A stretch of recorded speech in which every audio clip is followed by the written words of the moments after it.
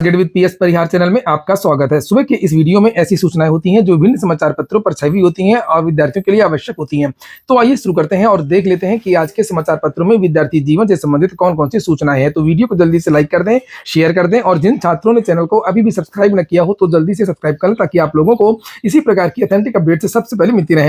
आगे बढ़ने से पहले एक सूचना उन विद्यार्थियों के लिए जो विद्यार्थी इलाहाबाद हाईकोर्ट की भर्तियों की तैयारी कर रहे हैं, ग्रुप सी और ग्रुप डी की। वे सभी अभ्यर्थी चक्षु प्रकाशन की इस बेस्ट बुक को ले सकते हैं जिसे आप लोग यहाँ पर देख रहे हैं। इलाहाबाद हाईकोर्ट की भर्तियों का लेवल अलग होता है, चाहे ग्रुप सी हो चाहे वो ग्रुप डी हो, सामान्य भर्तियों की अपेक्षा। और हर चयन बोर्ड का एक अलग स्तर होता है, अलग लेवल होता है। उसके हिसाब से ये पुस्तक तैयार की गई है। इसमें 2450 से ज्यादा बहुविकल्प पेपर्स दिए हुए, यानी 25 प्रैक्टिस सेट आपको इसमें मिल जाएंगे। और जो पिछली भर्तियां हुई हैं हाईकोर्ट की, उसका आपको इसमें शॉर्ट पेपर भी मिल जाएंगे 3। चक्षु प्रकाशन की इलाहाबाद हाईकोर्ट की यह बेस्ट बुक आपको सभी कापी किताबों की दुकानों में मिल जाएगी। और अगर आप लोग ऑनलाइन मंगवाना चाहते हैं तो उसकी लिंक भी मैंने डिस्क्रिप्शन बॉक्स और कमेंट बॉक्स दोनों जगह उपलब्ध करा दी है। आपको ये भी बात बता दूं कि कल इसकी लास्ट डेट है, 24 तारीख इसकी लास्ट डेट है। तो जिन विद्यार्थियों ने आवेदन ना किया हो वो विद्यार्थी आवेदन कर लें और डेट बढ़ने की अभी फिलहाल कोई संभावना नहीं। सबसे पहले बात कर लेते हैं उत्तर प्रदेश लोक सेवा आयोग की। उसके बाद में जो नई भर्तियां हैं, आज के समाचार पत्रों में कई नई भर्तियों के बारे में जानकारी दी गई है, तो उसकी चर्चा करेंगे लास्ट में। नॉर्मलाइजेशन से दूसरी भर्तियां भी होंगी प्रभावित। उत्तर प्रदेश लोक सेवा आयोग की सम्मिलित राज्य प्रवर अधीनस्थ प्रारंभिक परीक्षा 2024 और आरओ एआरओ 2023 प्रारंभिक परीक्षा 2 दिन में होने पर नॉर्मलाइजेशन को लेकर के प्रतियोगी छात्र आशंकित। हकीकत यह है कि एक दिन से अधिक परीक्षा खींचने पर दूसरी भर्तियों पर भी असर पड़ेगा, चाहे वो खंड शिक्षा अधिकारी हो, इसमें भी बहुत ज्यादा आवेदन होते हैं, चाहे वो एलटी वगैरह हो। लिखा है कि खंड शिक्षा अधिकारी जैसी भर्ती जिसमें लाखों अभ्यर्थी आवेदन करते हैं, नॉर्मलाइजेशन से नुकसान हो सकता है। वैसे आयोग ने यह साफ किया है कि 2 दिन परीक्षा कराने पर अभी अंतिम निर्णय नहीं हुआ है, लेकिन छात्रों अभी पूरी तरह से निश्चिंत नहीं हो सके हैं। सही बात है। छात्रों के एक गुट का मानना है कि बड़ी संख्या में मेधावियों के प्रभावित होने पर वैधानिक समस्या उत्पन्न होगी और इस वजह से छात्र न्यायालय की शरण में जाने के लिए मजबूर होंगे। छात्रों का कहना है कि परीक्षा की अलग अलग पालियों के प्रश्न पत्रों में प्रश्नों की प्रकृति के पहचान की कोई पद्धति नहीं है और इस अंतर को नॉर्मलाइजेशन से भरा नहीं जा सकता है। नॉर्मलाइजेशन की प्रक्रिया त्रुटिपूर्ण व विवादित रही है। पूर्व में भी विभिन्न परीक्षा परिणामों में व्यापक विसंगति उत्पन्न की है। लिखा इसके पहले जो स्केलिंग हुआ करती थी अलग अलग सब्जेक्ट्स की, जब ऑप्शनल हुआ करता था तब भी भर्तियां फंसती थी और किसी विद्यार्थी के नंबर ज्यादा हो जाते थे, किसी के कम हो जाते थे। उसकी सीबीआई जांच भी चल रही है अभी भी। लिखा उत्तर प्रदेश लोक सेवा आयोग की परीक्षाओं में पूर्व में स्केलिंग प्रक्रिया भ्रष्टाचार विधिक विवाद का प्रमुख कारण है। इसकी सीबीआई जांच अभी भी विचाराधीन है। छात्रों की माने तो इस प्रकार नॉर्मलाइजेशन की प्रक्रिया भी भ्रष्टाचार के लिए लूप होल बनेगी व गलत परंपरा को जन्म देगी। लोक सेवा आयोग ने एक बार स्केलिंग की प्रक्रिया का उन्मूलन कर दिया है तो पुनः उसी को लागू करना कहीं से भी उचित व तर्क संगत नहीं है। इसको लेकर के लोक सेवा आयोग को खुद शासन को बताना चाहिए पूरी बात कि इससे बहुत कई तरीके के विवाद रहे और पारदर्शिता का भी अभाव रहता है। जैसे मान लीजिए किसी विद्यार्थी को बाद में पता चला, उसने नंबर देखे कि उसका चयन नहीं हुआ है, बाद में ये भी बताया गया कि उसका जो नंबर है वह नॉर्मलाइजेशन की वजह से कम हो गया है या नॉर्मलाइजेशन की वजह से किसी के नंबर ज्यादा हो गए हैं और उसका चयन हो गया, दूसरे विद्यार्थी का उसका चयन नहीं हुआ। तो विद्यार्थी इसको नियति मान लेते थे, नॉर्मलाइजेशन मान लेते थे और लेकिन मन में विद्यार्थियों की शंकाएं भी रहती थी। तो बहुत सारी स्थिति है वो अस्पष्ट रहती है नॉर्मलाइजेशन में और स्केलिंग में। लोक सेवा आयोग कुछ भी नंबर बता देगा और कह देगा कि नॉर्मलाइजेशन की वजह से ऐसा हुआ है।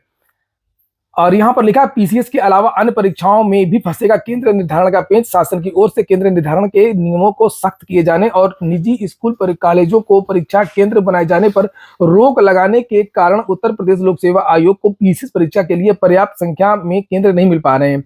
यह समस्या यहीं खत्म नहीं होने वाली है। भविष्य में दूसरी परीक्षाओं के आयोजन में भी केंद्र निर्धारण का पेंच फंसेगा।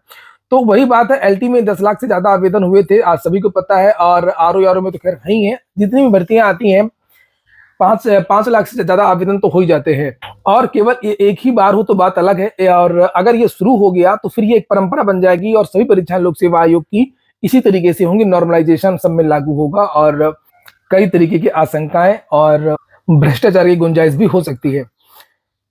लेकिन विद्यार्थियों ने एक बड़ा आंदोलन किया, आप लोगों ने देखा भी होगा 21 तारीख को, और विद्यार्थियों ने भी अपने इरादे बता दिए हैं कि अगर नॉर्मलाइजेशन लागू हुआ तो फिर बड़ा प्रदर्शन होगा और तगड़ा विरोध होगा। लोक सेवा आयोग और सरकार को भी तैयार रहना चाहिए और इसका विरोध होना तो तय है। छात्रों का स्पष्ट कहना है कि नॉर्मलाइजेशन लागू नहीं होने दिया जाएगा।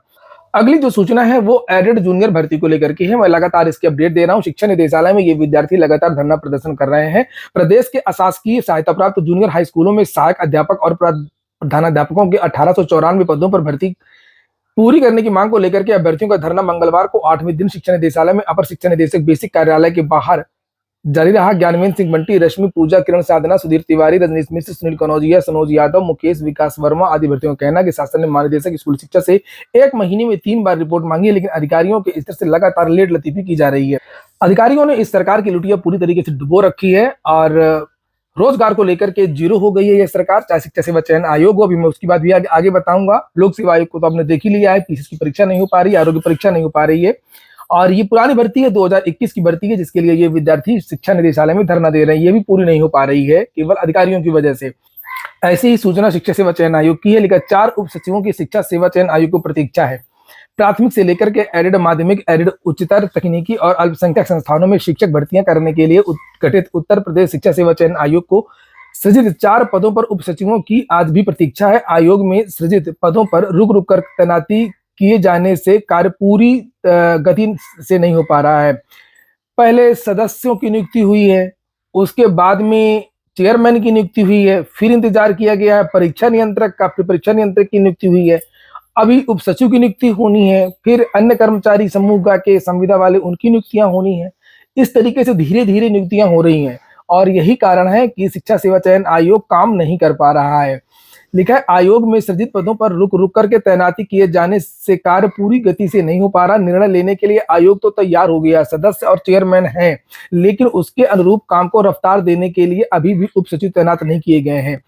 जबकि आयोग का गठन हुए 6 माह से अधिक का समय बीत गया है। आयोग में सृजित 12 पदों पर सदस्यों की नियुक्ति 14 मार्च को हुई थी। बताइए, अगर मार्च में ही सभी की नियुक्ति हो जाती, चेयरमैन, परीक्षा नियंत्रक और उप सचिव की, तो कुछ काम बढ़ गया होता और आपकी जो परीक्षा है वो दिसंबर के पहले ही हो गई होती।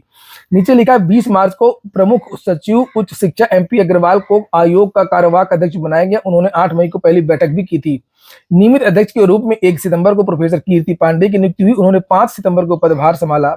तो देखिए, मार्च में सदस्य आए और सितंबर में चेयरमैन आए। आयोग में सचिव, वित्त नियंत्रक, परीक्षा नियंत्रक की तैनाती भी हो चुकी है, अभी भी है। नियमित अध्यक्ष ने बैठक करके लंबित पुरानी भर्तियों के संबंध में जानकारी जुटाई और परीक्षा और साक्षात्कार के संबंध में कमेटियां गठित कर रिपोर्ट ली है। उसके अनुरूप तैयारियां तेजी से चल रही हैं, लेकिन आयोग में उप सचिवों की तैनाती नहीं होने से कार्य पर असर पड़ रहा है। 4 उप सचिवों को प्रतिनियुक्ति पर तैनाती के लिए शासन ने आवेदन तो ले लिए हैं, लेकिन आयोग गठन के 6 महीने बाद भी किसी की नियुक्ति नहीं की जा सकी है। तो ये इंतजार है, लेकिन इससे बहुत ज्यादा मामला नहीं है, ये तो बहानेबाजी है। 2 सचिव तो एक कार्यवाहक, एक श्री शिवजी मालवीय हैं और एक जिनको होना है वहां पर रहते हैं डिप्टी सचिव चयन बोर्ड के नवल किशोर जी, ये 2 तो वहां पर है ही हैं, इनकी नियुक्ति भी होनी। इन दोनों लोगों ने भी आवेदन किया है और यहाँ पर देख सकते हैं लिखा है कि पुरानी शिक्षक भर्तियां जल्द कराने की तैयारी में आयोग जुट गया है। आयोग गठन के 6 महीने बाद भी नहीं की जा सकी है नियुक्ति। इस स्नातक के साथ में अनिवार्य होगी अप्रेंटिसशिप। अब आदमी जो बच्चे हैं वो BA भी करेंगे, अप्रेंटिसशिप भी करेंगे और स्टाइपेंड भी मिलेगा, उनको पैसा भी मिलेगा। लिखा है, युवाओं को पढ़ाई के बाद अब रोजगार के लिए भटकना नहीं होगा। विश्वविद्यालय आने वाले दिनों में उन्हें स्नातक की पढ़ाई के साथ में अनिवार्य रूप से अप्रेंटिसशिप कराएंगे, जो 3 वर्षीय स्नातक कोर्स के लिए न्यूनतम 1 और अधिकतम 2 सेमेस्टर का होगा, जबकि 4 वर्षीय स्नातक कोर्स के लिए न्यूनतम 2 व अधिकतम 4 सेमेस्टर का होगा। इस दौरान उन्हें नियमों के तहत निर्धारित स्टाइपेंड भी दिया जाएगा। चलिए, जब आएगा तब देखा जाएगा, अभी इसमें समय लगेगा। चलिए बात करते हैं कुछ नई भर्तियों की जो आज के समाचार पत्रों में दी गई हैं। एम्स में 208 डॉक्टरों की भर्ती होगी, 144 रेजिडेंट और 64 शिक्षकों के पदों पर मौका, 64 स्थायी शिक्षक के पदों पर होनी है भर्ती। अखिल भारतीय आयुर्विज्ञान संस्थान में 208 डॉक्टरों की भर्ती के लिए वैकेंसी निकाल दी गई है। 27 विभागों में 64 शिक्षकों को स्थायी रूप से नियुक्त किया जाना है, जबकि 32 विभागों में 144 सीनियर रेजिडेंट की भर्ती 3 साल के लिए ली जानी है। इसके लिए 27 अक्टूबर तक आवेदन स्वीकार किए जाएंगे। AMU में शिक्षकों के 224 पदों पर भर्ती के लिए आवेदन की प्रक्रिया शुरू हो गई है। ऑनलाइन आवेदन 19 नवंबर व ऑफलाइन आवेदन 29 नवंबर तक लिए जाएंगे। Power grid corporation of India limited diploma trainee, assistant trainee व अन्य पदों पर मौके, 802 पदों पर भर्ती है। इसकी लास्ट डेट 12 नवंबर ही है और योग्यता नीचे लिखी है, ग्रेजुएशन, डिप्लोमा, अन्य निर्धारित पात्रता, क्योंकि कई प्रकार की भर्तियां हैं, कई प्रकार की पात्र, इसलिए योग्यताएं भी अलग अलग हैं। ये वेबसाइट देख लीजिए, पावर ग्रिड, यहाँ से आपको विस्तृत जानकारी मिल जाएगी और आवेदन भी कर सकेंगे। UPSSSC से भी एक भर्ती आई है स्वास्थ्य कार्यकर्ता की, जिसे आप लोग यहाँ पर देख सकते हैं, और महिला स्वास्थ्य कार्यकर्ता की भर्ती है। इसकी लास्ट डेट 27 नवंबर है। शैक्षणिक योग्यता किसी मान्यता प्राप्त विश्वविद्यालय संस्थान से अधिसूचना में वांछित योग्यता, ये तो एएनएम वाली भर्ती है, इसके बारे में मैंने अलग से वीडियो भी बनाया था, तो आप लोग जाकर के देख सकते हैं up.sc.gov.in। आईटीबीपी से 545 कांस्टेबल ड्राइवर के पदों पर भर्ती है, इसकी लास्ट डेट 6 नवंबर है, तो जाकर के इसको भी आप देख सकते हैं।